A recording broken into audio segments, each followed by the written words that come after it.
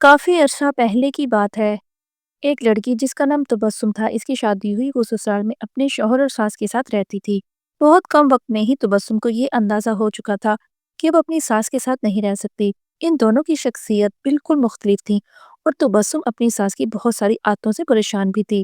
اس کی ساس ہر وقت تبسم پر طنز کرتی رہتی تھی، جو اسے بالکل ناگوار گزرتا تھا۔ آہستہ آہستہ دنوں پھر ہفتے بیت گئے، لیکن تبسم اور اس کی ساس کی تکرار ختم نہ ہوئی۔ ان تمام نا اتفاقیوں نے گھر کا ماحول بہت خراب کر دیا تھا، جس کی وجہ سے تبسم کا شوہر بہت پریشان رہتا تھا۔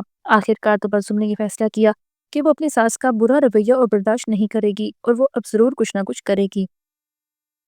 تبسم اپنے پاپا کے ایک بہت اچھے دوست احمد انکل کے پاس گئی، جو جڑی بوٹیاں بیچتے تھے۔ تبسم نے انہیں ساری کہانی بتائی اور ان سے کہا کہ وہ اس کو تھوڑا سا زہر دے دیں تاکہ ہمیشہ کے لیے یہ مسئلہ ختم ہو جائے۔ احمد انکل نے تھوڑی دیر کے لیے کچھ سوچا اور پھر کہا کہ تبسم، اس مسئلے کو حل کرنے میں تمہاری مدد کروں گا، لیکن تمہیں ویسا ہی کرنا ہوگا جیسے میں تمہیں کہوں گا۔ تبسم راضی ہو گئی۔ احمد انکل ایک کمرے میں گئے اور تھوڑی دیر بعد اپنے ہاتھ میں کچھ جڑی بوٹیاں لے کر آئے۔ انہوں نے تبسم کو کہا کہ تم اپنی ساس کو مارنے کے لیے فوری طور پر یہ زہر استعمال کروا سکتی ہو، کیونکہ اس طرح سب تم پر شک کریں گے، اس لیے میں تمہیں یہ جڑی بوٹیاں دے رہا ہوں۔ یہ آہستہ آہستہ ان کے جسم میں زہر پھیلائیں گی۔ ہر روز تم کچھ اچھا پکانا اور پھر انہیں کھانا دیتے وقت اس میں یہ جڑی بوٹیاں ڈال دینا، اور ہاں، اگر تم چاہتی ہو کہ کوئی تم پر شک نہ کرے کہ تم نے انہیں مارا ہے، تو تمہیں یہ خیال رکھنا ہوگا کہ تمہارا رویہ ان کے ساتھ بہت دوستانہ ہو، ان سے لڑائی مت کرنا، ہر بات ماننا اور ان کے ساتھ ایک ملکہ کی طرح برتاؤ کرنا۔ تبسم یہ سن کر بہت خوش ہوئی۔ اس نے احمد انکل کا شکریہ ادا کیا اور جلدی سے گھر چلی گئی، کیونکہ اب اسے اپنی ساس کو مارنے کا کام شروع کرنا تھا۔ ہفتے گزر گئے اور پھر مہینے۔ تبسم روز کچھ اچھا پکا کر اپنی ساس کو خاص طور پر پیش کرتی تھی۔ اسے یاد تھا کہ احمد انکل نے اس سے کہا تھا کہ اسے اپنے غصے پر قابو رکھنا ہے، اپنی ساس کی خدمت کرنی ہے اور ان کے ساتھ اپنی ماں جیسا برتاؤ کرنا ہے۔ 6 مہینے گزر گئے، گھر کا نقشہ تبدیل ہو چکا تھا۔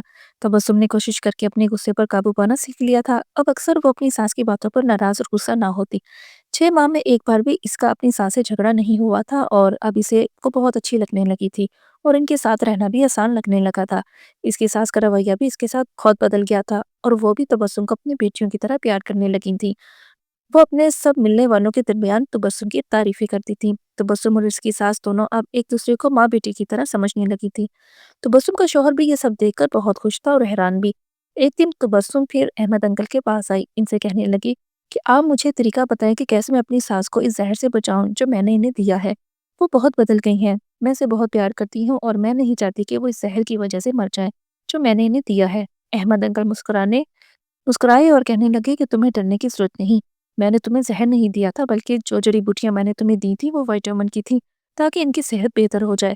زہر صرف تمہارے دماغ میں اور تمہارے رویے میں تھا، لیکن وہ سب تم نے اپنے پیار سے ختم کر دیا۔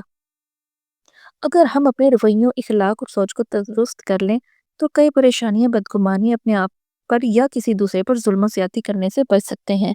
تو کیسے لگی آپ کو آج کی یہ کہانی؟ امید ہے پسند آئی ہوگی، تو ویڈیو لائک اور چینل کو سبسکرائب کیجیے۔